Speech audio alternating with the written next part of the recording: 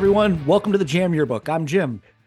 And I'm Matt. Welcome to our producers episode. We're going to dive into some names behind some of the biggest and greatest albums and songs that have definitely been a part of your music fabric. And when I say your, I actually mean all of us, because there's a lot of people out there that are going to go, oh shit, yeah, I remember that. I remember that.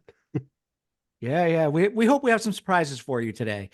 Of course, you may know that the world recently lost Quincy Jones, a legendary producer, and we would be remiss not to mention him here at the start of the show. He was credited on many albums as both producer and composer.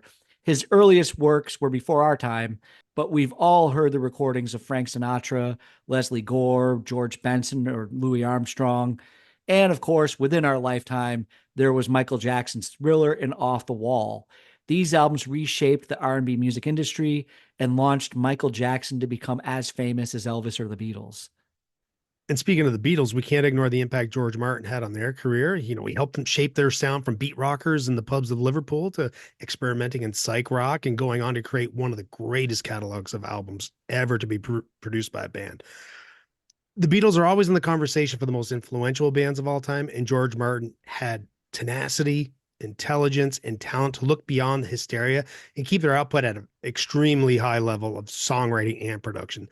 The Beatles couldn't really write music. They would kind of hum it to Martin and he would transcribe it. And I think Paul did a really good job of learning what he could. The strings you hear were performed from the notes George put to paper. Some might say Billy Preston was the fifth Beatle, but it was really George Martin. They may have had a very different career path without his direction. They definitely were very lucky to have him produce their albums. And if you watch the Let It Be documentary that was on Disney Plus, it really goes to show, because they had a lot of struggles during Let It Be and recording that. And then they left the studio and they went back and they recorded Abbey Road as their final album. And you can really see that George Martin was the glue that kept them together as a band more than anything. When they were in the studio, they did what George said, and that was to their advantage to follow him. Yeah, because he didn't give into the highs and lows of the band's dynamics at the time. He just kept everything even keeled. Yeah. Smart man. Yeah, he realized, hey, we're dealing with different personalities. It's my job as a producer. Keep everything moving in the right direction. Yep. And get the best out of them. And he did that. Yes. Yes. All right, Matt. So we have a lot to cover on this show. And knowing you and how much you need to be a completionist, I hope I've given you enough time to listen to as much music as possible between this show and the last one, because it's been a few weeks. Yeah, and if we're gonna name check every one of these albums, man, this show is gonna take forever. We can't fit it all in. So we're gonna kind of do some quick hits. I think people will know the impact that these albums have had on the public in general and us specifically, just because some of these we talked about before. And we made a wise choice by splitting up the producers we're going to talk about. We kind of, said, oh, okay, you guys, you have this, you have this, you have this, you got Jim, you got this, you got this, you got this. Well, actually, Jim was the one that doled out the homework assignment. Yeah, so no, I was going to say we should have picked them like a team for kickball. Oh, well, I know who would have been the last one picked then. Oh, that's Max Martin. You got him. You're going first, right? Yeah, you can fuck right off. Fine, I'll do it. Let's go, everyone. Yeah, you don't want that smoke. No, I'll rip this band off right away and give the lowdown on Max Martin. Since the early 1990s, he has written and mostly produced 27 Billboard #1 singles. Only Paul McCartney is credited with more, with 32, and John Lennon has been pushed back to third with 24. Does this make him the greatest songwriter producer of all time? Abso-funkin-lutely not. Max Martin was part of a team at Charion Studios in Sweden who wrote songs and prepared people to come in and perform over tracks already prepared. Basically, high-end karaoke. He did this for Backstreet Boys, NSYNC, and when Britney Spears went in to record her Oops, I Did It Again album, almost all the tracks and backing vocals were already prepared, and she completed it within 1 week. So, Matt, I don't need a 6-minute rant from you about how much you hate this.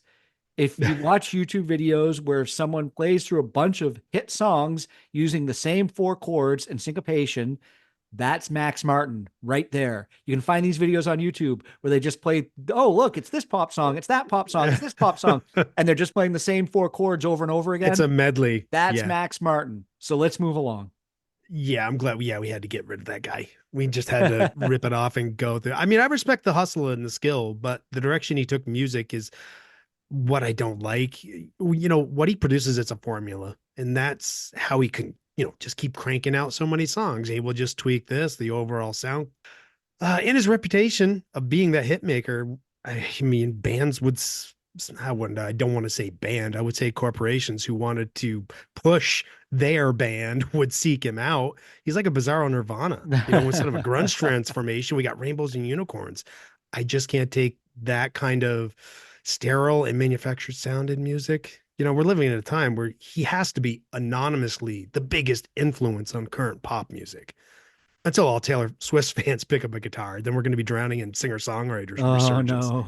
Uh, yeah, you didn't need six. You got about three. Okay, I'll take it. So after starting with Max Martin, I feel like I need to cleanse my palate a little because I've got a dirty taste in my mouth. I'll drink to that. All right, let's drink to Yeah. that. Yeah, I will because yeah. We're not drinking to you, Max Martin. Regardless of how we feel, though, he is one of the most prolific producers and important for the time. So we got to acknowledge him. The only way I'm going to be able to cleanse my conscience is by talking about a producer who only produced a handful of albums compared to most of the people that we're going to talk about on this show. But the ones he did produce were probably really responsible for the shift in the sound of music as much as anything else. And that is Butch Vig. Grunge may not have existed without him. Well, no, it would have, but what he did was give it an accessible sound for more people. He was behind the console producing two and arguably three of the most influential albums of the grunge era. There was Sonic Youth's Dirty, the Smashing Pumpkins' Siamese Dream, and one of the most revered albums of all time, Nirvana's Nevermind. It can't go without saying that his effect on music changed everything. Once these albums burst across the scene, nothing was ever the same. How he captured and influenced the sound and musicianship on Nirvana was a masterclass in production and still sounds as beautiful today as it did then. I don't really know if I've ever heard Nevermind remastered. I was thinking about this the other day. I've heard all of these other albums remastered. And I think if you look up Nirvana's Nevermind on Spotify, you just get the album. You don't get like a 2012 version of it. Yeah, if anything, I think the band members would probably demaster it because they were happy with the success it gave them, but in retrospect, maybe they wanted something a little closer to the way Bleach sounded. Yeah, yeah. And you can argue that his capture of Dave Grohl and Jimmy Chamberlain's drums really drove those albums by Nirvana and the Pumpkins. But really, it was how he spread the sound of that guitar distortion in the mix. You put on headphones and you listen to Nirvana, and you can hear that distortion go from left to right all the way across. Mm. They don't sit in the middle. They had a layer of sound that spread out in the mix of the widest points on the left and the right. And those sounds of guitars, it was warm. It was a really warm, heavy sound. There was a comfort in that sound, and it was an extreme contrast to the rebelliousness of the songs. But here's the thing, Matt, I need to stop before I get going because you've been on some car rides with me when I've tried to talk to you about Smashing Pumpkins albums. Yes, I have. So let me just say that he also found success with his band Garbage, and he produced their albums along with Helmet's Betty, and he's produced a couple of Foo Fighters albums. He may not have had the volume of albums produced, as I said earlier, but he's also been busy making music with his band. Yeah, like I said, the Smashing Pumpkins. Have I ever told you about how in Siamese Dream No, Jim. that acoustic guitar sound at the beginning of Soma isn't reverb? It's 50 different acoustic guitar takes layered over each other. No, you've never gone on and on about that Okay, song yeah, or the yeah. Smashing Pumpkins ever before. I've never heard you say that how, how, at all. how about if you just move us along, please? Okay, yeah, I will. But you know what? In Butch Vig's defense, as far as like the quantity, sometimes it's quality, man. Yeah. And he did produce some. So, probably an unknown name here, Sylvia Robinson. She doesn't really have a ton of production credits, but the ones she does they're really big. She co-founded Sugar Hill Records with her husband Joe in '79. But long before that, in 1957, she was part of the duo Mickey and Sylvia. Their best known song was the number one hit, Love is Strange. If that title is strange, well, if you're familiar with the Dirty Dancing soundtrack, you'll know that song from these words. Come here, lover boy. Baby, do do do. Yeah. Oh So at wow, her own, that's cool. no, I keep didn't know that singing, was keep her. singing. Yeah. I when I learned it, I'm like, son of a biscuit. That I like that's that just a guitar really part. cool Do tidbit. do do do. The bendy guitar Oh notes in that yeah. song is cool too. Yep. You can hear that they have an influence from Lesson Mary Paul. Okay, yeah, that's yeah, Right. nice. So, but at her own record label, she produced two very important songs to hip hop: Sugar Hill Gang's "Rapper's Delight" and "The Message" by Grandmaster Flash and the Furious Five. After Sugar Hill Records went out of business, she started Bon Ami Records and signed a group named The New Style. After one album, they left for Tommy Boy Records and found success as Naughty by Nature. Oh wow. While she didn't produce them, she obviously had an ear for talent. Oh yeah, that's really cool. And what a career to stretch from that number one hit in 1957. I think the Naughty by Nature was 93. Oh yeah, Yeah, so that's a long time to be in the business and still be working on number one albums. and relevant. Yeah. And even though you brought Sylvia Robinson up, it seems like production is a very male dominated role in the music industry. I think that's been changing recently. There are many more women in the past 20 to 30 years that have risen to the top. Most people probably remember her from Four Non Blondes, but the lead singer, Linda Perry, has been responsible for the rise of empowerment for women since the early 2000s. She wrote and produced Pink's Get the Party Started and most of Christina Aguilera's breakout album, Stripped. I think that was nominated for some Grammys as well. She's written and produced for Gwen Stefani, Courtney Love, Celine, Ariana, and Miley. And another woman who's not afraid to tell the boys how it should sound in the studio is Sylvia Massey. She should be more of a known name in our circle. She produced Tools, Opiate, Undertow, along with working with metal artists like Powerman 5000 and Seven Dust. Apart from producing, I'll give her a nod for either mixing or engineering for Johnny Cash, REM, the Red Hot Chili Peppers, and System of the Down. She's not a songwriter as much as most of those we've already mentioned, but she has one hell of an ear for creating great sound. And she met Maynard and Danny from Tool when she was producing Green Jello's Serial Killer soundtrack. You know, the song Three Little Pigs? Yeah, Yeah. she produced that, and those two performed on portions of that album. And she did a lot of work engineering for Rick Rubin. Obviously, you got that Johnny Cash connection there. We could do a whole show on that guy. Yeah. Well, speaking of Rick Rubin, I guess we'll go there next. And you're right, we could do a whole show. So I'll try to keep this short because I dare say he is the most accomplished producer in our lifetime. Yes. His portfolio of work looks like a who's who of rock, rap, and alternative music. In 1986, fresh out of college, and in a single year, he co founded Def Jam Records and produced the Beastie Boys' License to Ill, Run DMC's Raising Hell, and Slayer's Raining Blood. He had to convince Run DMC to do Walk This Way. Can you imagine if they loved the beat, they loved the sound and the music, but they didn't want to do a cover song? And Raising Hell was finished, and Rick Rubin felt like something was missing. And so he went to them and he said, "Look, I want to put you together with Aerosmith." And this genius idea that he had is probably what pushed rap music into all of society much faster than it would have without that song. And helped resurrect Aerosmith, too. Oh, it definitely did.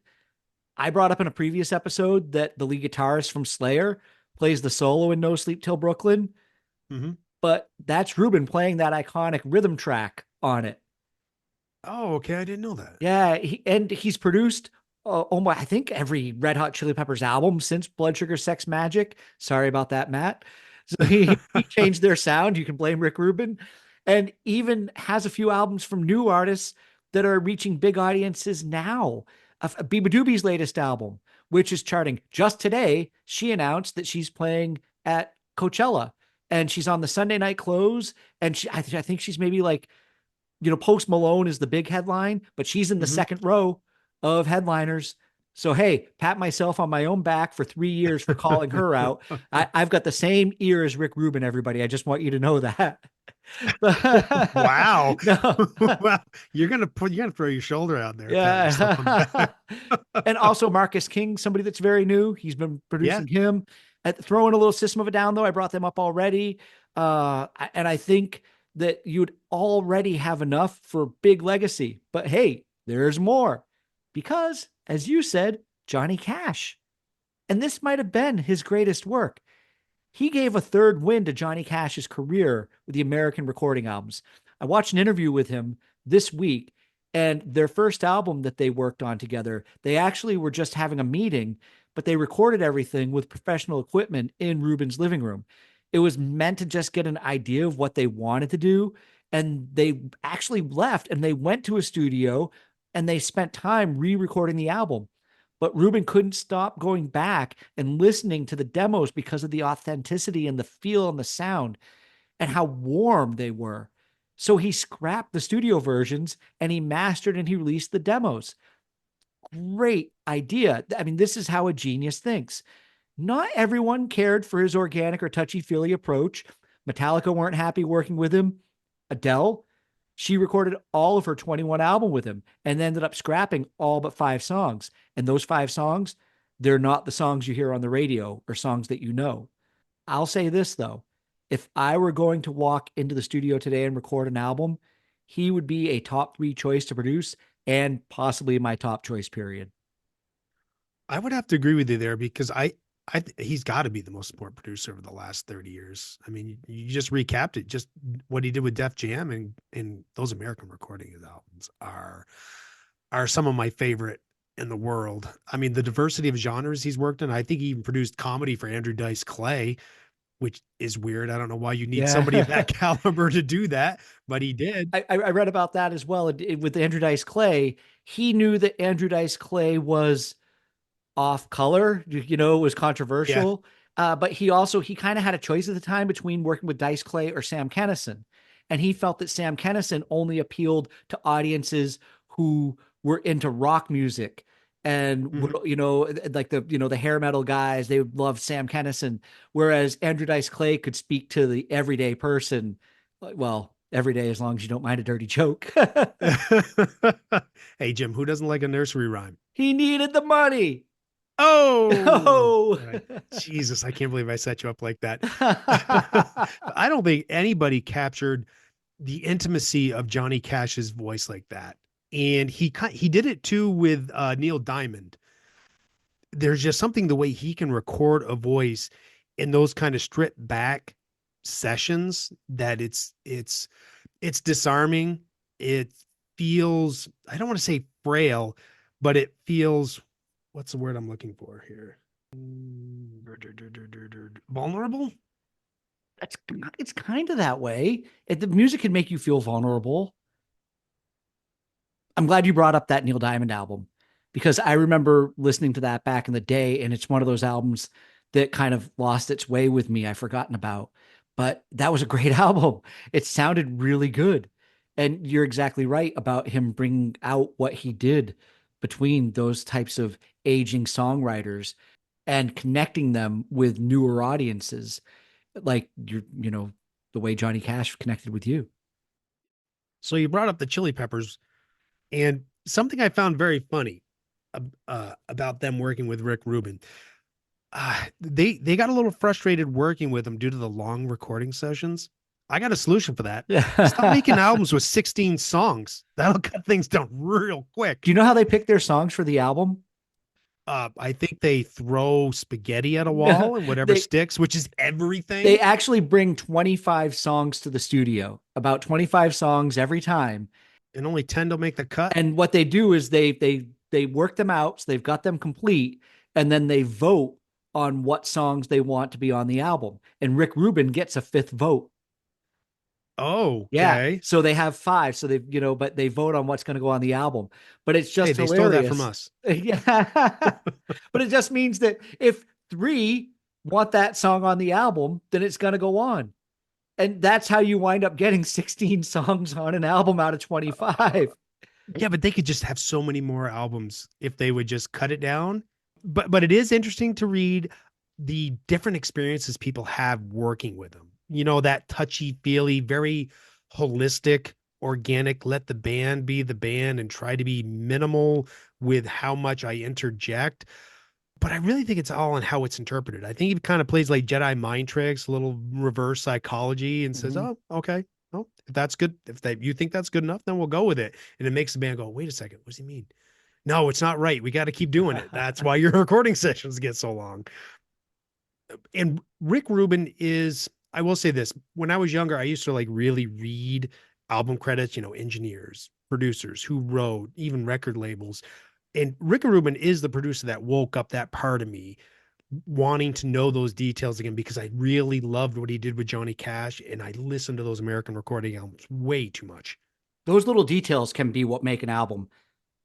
Paul Revere off License to Ill, Beastie Boys, that's a backwards recorded 808 machine.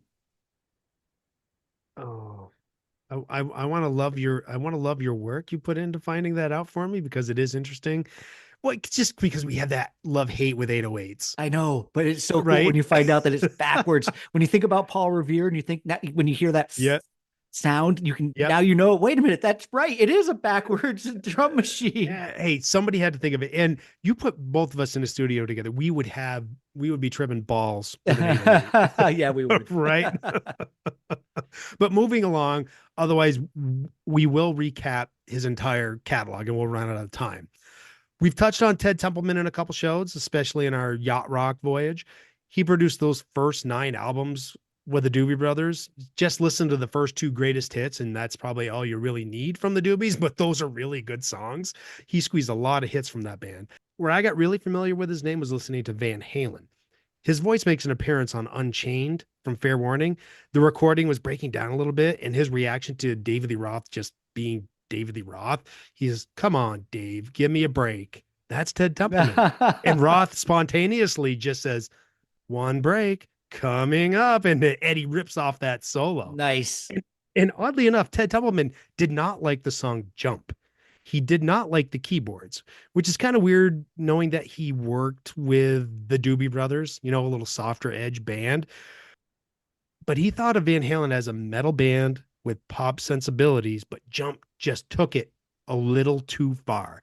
He also thought Dave was encouraging someone to jump off a building by yelling jump. I think he was feeling a certain way about the song and it kind of clouded his attention to what the lyrics were actually saying. Hmm. He approached recording bands like Van Halen, Montrose, Sammy Hagar, more Van Halen connection there with Hagar, or Bullet Boys, similarly to what he brought to the Doobies, or even Van Morrison, because he did Tupelo Honey with him. He aimed to capture how a band sounded on their own, not try to recreate them in a studio, do minor tweaks here and there, but really capture the essence of a band. It's something that made a band special, like Eddie's guitar sound. Why change that? Each instrument in his recordings, they can be heard distinctly and they're given their space and it's so well balanced. It's a less is more approach. There's overdubs, obviously, but they never sound overdone, over the top, and in your face. Did he have anything to do with Sammy Hagar joining Van Halen? I don't know because obviously he knew Sammy. He produced VOA and he produced the Montrose albums, the first couple there. Boy, I should have researched that because I don't know. And sometimes you just read so much, you forget some details. You got to let go some info if you're going to take in new. Yeah, and when Van Halen was up and coming, when they were still just playing the scene in LA, Sammy was already established with Montrose, and so he Mm-hmm. he would have been a step ahead of them. But yeah, that's really interesting. Well, I think possibly the most opposite, but still just as respected a producer making a name for himself at the same time as Templeman was Brian Eno. I just say his name or hear his name, and I can see spaceships and hear beeps and echoes around. He was Mr. Ambient Album. His name has to be as synonymous with U2 as Rick Rubin's is with the Red Hot Chili Peppers. But before he led U2 to their peak of genius with the Joshua Tree, he was a foundation of new wave, producing landmark albums from Devo and the Talking Heads. His mark is all over those early Talking Head albums. He's credited for producing, performing, singing background vocals, and even arranging some of those vocals on them. I do have to say, sorry, Matt. He's also responsible for producing a couple of Coldplay albums in the 2000s. He's responsible, I think, for the Vita, a lot of whatever. The Viva la Vida Yeah, or that's it. Yeah. Living La Vida Loca? Yeah, No, no, no, that's yeah, not that's not. Coldplay. Yeah. But when you think of their sound, it does make sense. He's always worked on Yeah. all kinds of soundtracks and world music. His last credited album, I talked about it on one of our previous episodes, is Peter Gabriel's I.O. that came out in 2023. It was Gabriel's first album since 2002. And for me, it sounded amazing. That's okay. Eno's got plenty of cred built up with me. I mean, Devo and Talking Heads far outshadow any harm he ever did with the likes of Coldplay and that Ponce Chris Martin. And now for someone who has a totally macho, made up sounding name, but actually isn't. It's his real name, Bob Rock. He he might be most well known for his work with Metallica, especially the Black Album, and that horrible, god awful snare drum on Saint Anger. Actually, the album's pretty horrible too, but it's that snare drum. It's ridiculous. I'll listen to that before any of his work with Michael Bublé. Oh, whatever. It's no way near as good as Michael Bublé's stuff is much better than that. Look, they didn't even turn the snare on. That's why that snare sound is so bad. Because they're like, hey, let's go record an album. Okay, go sit behind the drum set. Okay, drum a whole album and then don't even realize until after your fans tell you you didn't turn look, this Fucking was brought snare to you on. this was brought to you though by a band that recorded a whole album with no bass on it at the same time. So Yeah, but Metallica is known for that. I that's what They I'm never saying. highlight the bass. They're Oh deaf my from their lord. music. They don't know what's going on. I don't know. Maybe the bass rounded their sound out too much. It made it sound too grown up. I don't know. But hey, either way, Saint Anger or anything by Michael Bublé is going to make me angry, right? So I might as well be listening to some metal while I'm doing it. I'm gonna get you Michael Bublé's Christmas album this year. You're Oh, gonna love that's a double birds it. flying in your direction there, buddy. But before, okay, we're going off on a tangent there. That's an argument that will never end. I still can't believe you're coming down on Michael Bublé's side, but that's okay. You got a B on your hat. That's probably for Bublé, not for Boston. I understand. But before he guided Metallica into world dominance, he was working with bands from hair from. But before he guided Metallica into world dominance, he was working with bands from My Hair Metal Youth, Kingdom Come, Blue Murder, Motley Crue on Dr. Feelgood, and the cult Sonic Temple. Very great albums. He had a great ability to merge the hard, gritty qualities of rock with polished, radio friendly production. He helped redefine and refine the sound of heavy metal and rock, contributing to their mainstream success. He brought an arena sized sound to those recordings. They were no longer those thin garage quality sounds. It was full, really thick and full. Yeah, and it wasn't until I finished creating music when I saw some Bob Rock documentaries, and specifically with Metallica, how he stressed clear pronunciation of lyrics in the songs. I can hear it on the recordings of various artists that he's worked with now and other ones.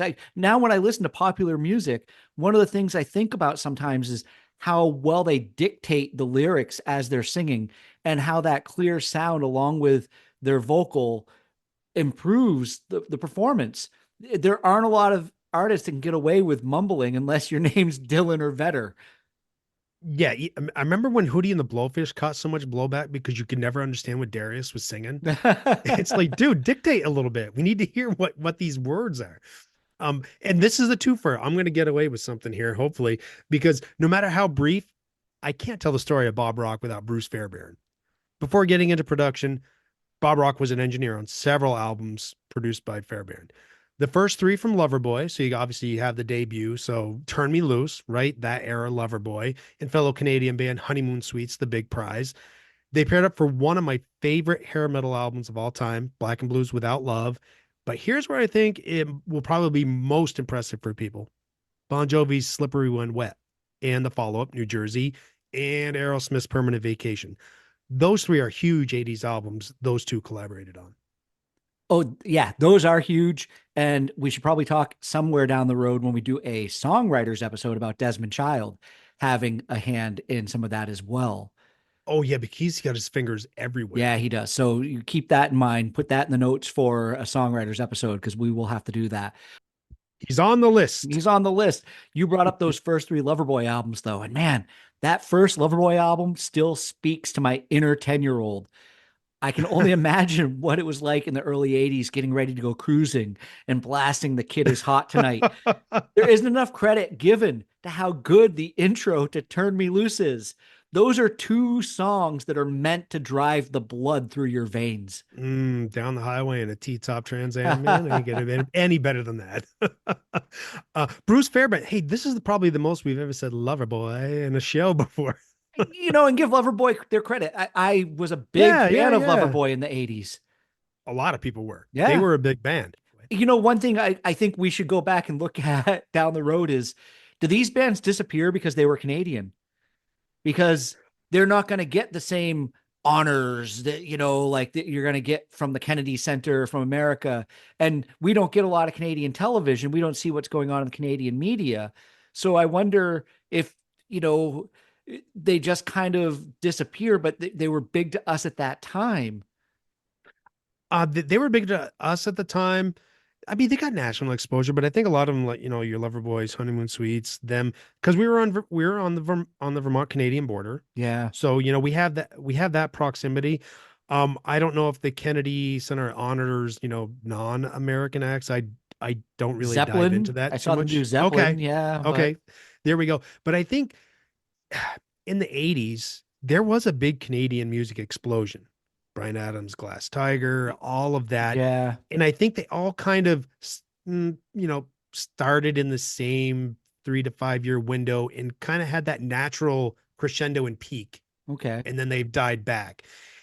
I don't think there was too many that filled the void. I mean, obviously I had Celine Dion. Drake. Ugh, okay.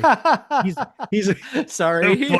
boy, I feel like I got slapped in the face with a wet fish. Just slapped the taste out of my mouth with that one. Um, Tragically Hip, yeah. right? But I still think they're more of a niche band. hmm I mean, I'm trying to look outside myself and how other people might view that band.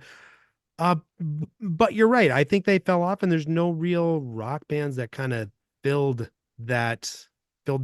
I don't really want to call it a void. It's just ignorance on our part. It could also be because Mike Reno went on to become like the duet soundtrack guy singing power Oh, ballads. Yeah, yeah. so he may have lost. Almost Yeah, Paradise. he may have lost Yeah. respect by going down that road. But anyways, I'm going to give it to those first three Loverboy albums, and especially Oh, that I will first too. one because I loved it so much as a kid. Yep. Bruce Fairbairn, getting back to him, he worked with Al Bob Rock on Pump and Get a Grip for Aerosmith, which is probably why those are inferior albums. We can close that argument now between you and me. I know you want to stick up for Pump. He's done far more good than bad, so he gets a pass for Get a Grip. And Van Halen's Balance. well, That album was trash. we're always going to disagree on Pump, but you have the right to be wrong if you do desire, Matt. So that's your choice. Hey, I'm used to being wrong, Jim. I really am. There's a lot of hair metal popping up. So I'm going to take us to Jim Jams. And when I say Jim Jams, I actually mean Jimmy Jam and Terry Lewis. Absolute true story. When I was 16 years old, if I saw their names on an album or a single, I was going to buy it. They were behind both of Janet Jackson's mammoth albums, Control and Rhythm Nation. They produced for Boys to Men and New Edition. They did a lot of the solo stuff for the guys from New Edition. They wrote a lot of those songs. They're on the list of top number one songs ever. I think they might be fourth or fifth all time with songs that hit number one in the charts. We talked about Max Martin and Paul McCartney, but yeah, Jimmy Jam and Terry Lewis are right there as well. They probably have a lot to do with that drum machine sound that you hate, Matt, from the 80s. Yeah. Yeah. But Yeah. did you know that they were also part of the original lineup of Morris Day and the Time? Oh, no, I didn't. Yeah. Terry Lewis was the bass player and Jimmy Jam was the keyboard player. Oh, that is so cool to learn. Thank you. Another cool little fact, though, among all of the dance and R&B sound, they also produced a number one hit you would never guess, and that's Human by the Human League. Oh, that's a good song. It is a good song. I was a Human League fan. When I was younger, I was a little bit more accepting of, the more electronic end of music Mm-hmm. and fake bullshit sounding There are a drums. lot of people who worked with them, or at least I think every artist out there who's kind of singer songwriter tries to work with almost anybody who's big in the business. And if you look up Jimmy Jam and Terry Lewis, you'll find Sting, Brian Adams, Rod Stewart. They're not doing All for Love, so don't worry. That's not. It's not that.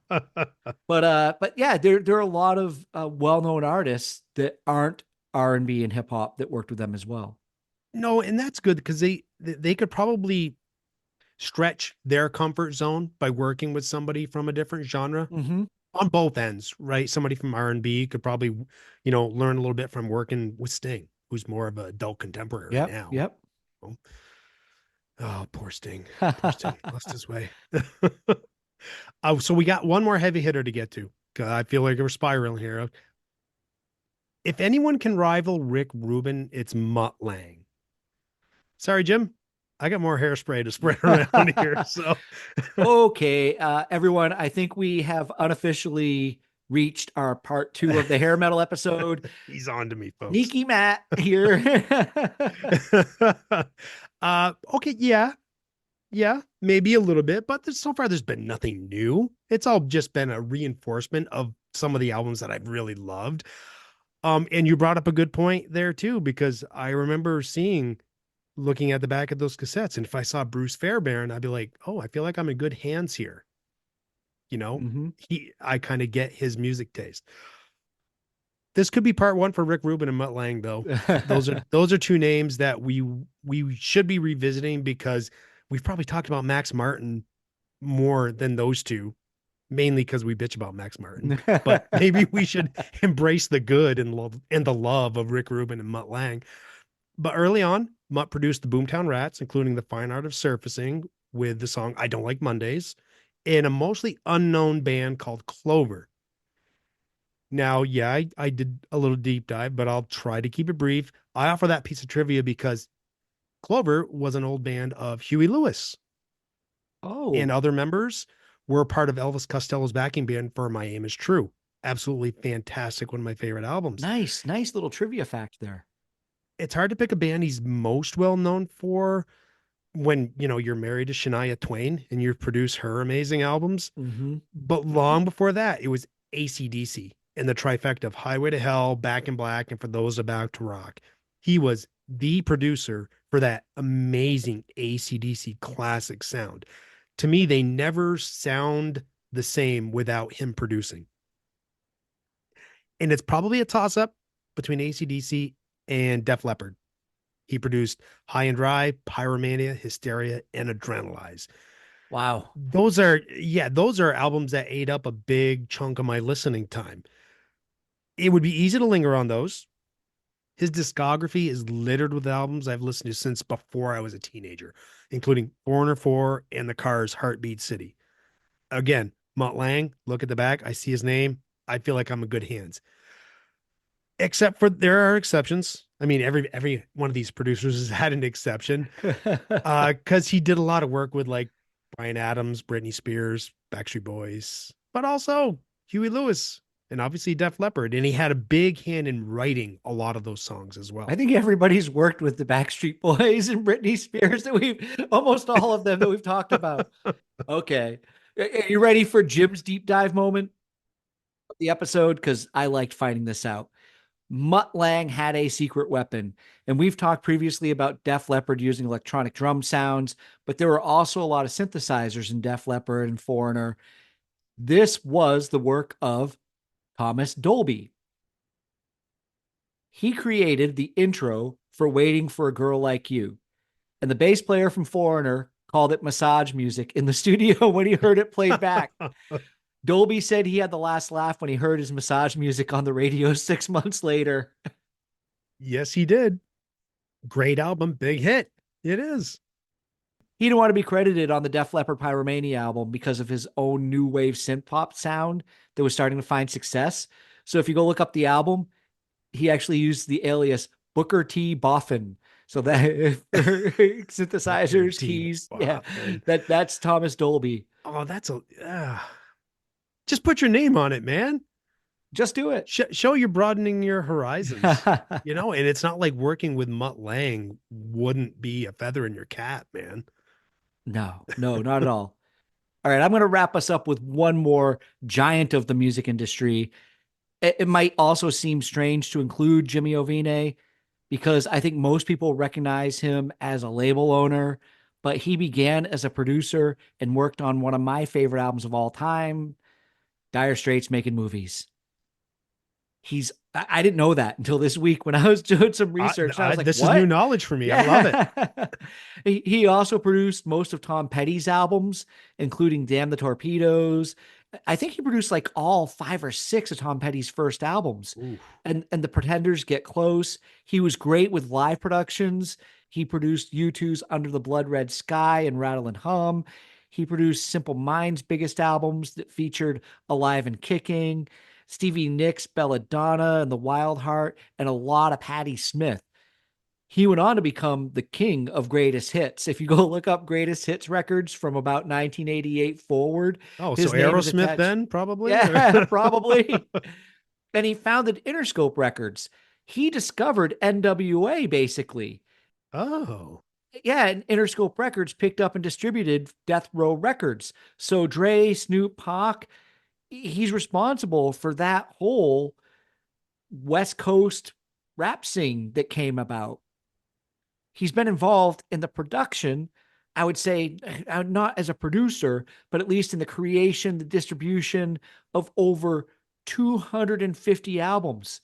So I guarantee anybody who's listening to this show has bought at least one that he's had a hand in. wow. Overall, Jim, it sounds like there's a very short list of people that made a ton, a metric S ton of music that we still listen to today. And the albums you just Yeah. listed off are more than enough reason to bring Jimmy Iovine to the discussion. I'm glad you did because it also shows kind of holes in what we're discussing today. Different Tom Petty. Yeah, who I don't know why I never thought of who produced Tom Petty. Well, Rick Rubin produced him after Right. yeah, Jimmy Iovine got right through. Yeah. Jeez. But what's really interesting as well is that a lot of these people that we've talked about throughout this show have all worked together Yes. in the studio, or if they're not working together, they have the same engineers, they have the same mixers. It's just amazing how we could probably put about 10 to 12 people together that's produced and had a hand in the sound of most of the music that we've listened to in our lifetime. And if we'd made this just a name checking episode, we could have gone on for 40 minutes of just listing albums. Just We could have. Yeah. Very easily. My producers right now, Bruce Fairbairn, Bob Rock did some engineering work, and obviously Mutt Lange, Mm-hmm. AC/DC. They all had a hand in AC/DC. Yep. But and I want to caution people maybe thinking they were hypocrites because we bang on Max Martin for having this friggin' huge team working with him. But that huge team is working on a single album or a single song, not just an album's catalog. There was one song Right? on the last Coldplay album that Max Martin is credited on, along with 22 other people on Hand one claps. song. Yeah. Yeah. I don't doubt it, which is fine to give everybody who had even the smallest hand in it credit. Yeah. Well, That's awesome. we started off this episode by eulogizing Quincy Jones, but we called him out on the Back on the Block album For those crediting damn himself hand for claps. hand claps. Yeah. It's a Quincy Jones album. Can we just assume you're doing the hand claps? It's just the hand claps. That's all it is. Who cares about hand claps? Yeah. I'll give But you you know two what? for free right now. I think you're right. I think we could come back and visit some of these producers someday and maybe do a big 3 or 5 episode of maybe ones who really had more of a focus, or maybe just talk about production and technique and things that some of these guys have done in the studio and some of those stories and share those with the listeners, because some of that stuff could be, pretty interesting. Yeah, because these guys have a distinct sound just as well as a band. And they have distinct recording styles, how they go about getting the band to get the best that they can. We all assume that our favorite band just walks into the studio. They've practiced these songs. They're awesome. And they just lay them down. And this is who they are. And Yeah. that's not what happens.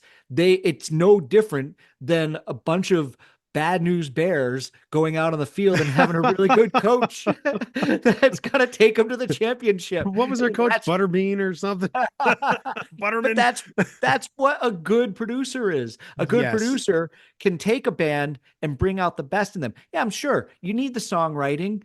There's a lot of shit music we didn't talk about that that these producers put out there. And Yeah. we actually, Matt and I, when we were preparing for the show, everyone, we did send back and forth. Oh, but they also did this song, or they also did this album. Yeah. And we didn't bring any of that stuff up. We could do a whole show on the bad albums that Rick Rubin has had a hand in. Hey, now that could be fun. That could be fun to take the piss out of them after building them up.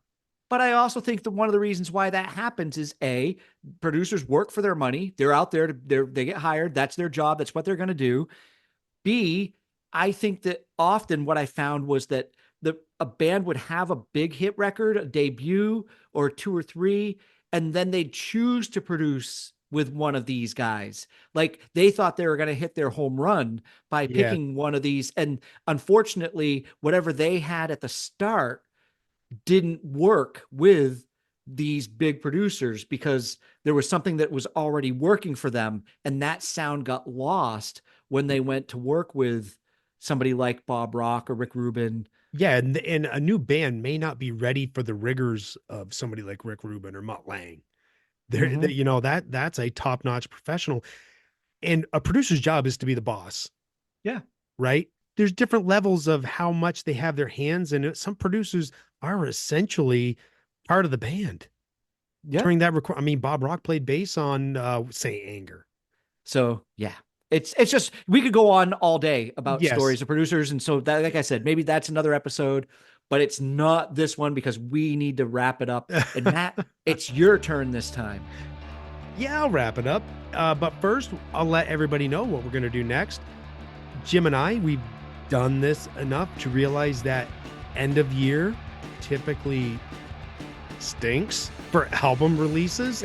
So that means that album anniversaries for November, December, they're kind of, it's a piñata, right? You could bust one open and get a bunch of Tootsie Rolls, or you could get a bunch of Reese's Peanut Butter Cups, So next time we're going to recap album anniversaries for November and December. We're going to pool those all into one. But until then, we want to thank everyone for tuning into the Jam Yearbook, and we'll see you here next time for those anniversaries. And I'm just going to say one last thing. A big thank you to our friend Shane, who has kind of helped us out with some video work. If you've been following us on Facebook, you will have seen the work that Shane Robinson has done for us. We look forward to continuing to work with him as we move along further with the show. I think we've got some exciting new things that we're going to have for you as we head into 2025. Yes, thank you, Shane. I love the work. It looks great. It does. Everybody, peace, love, and podcast.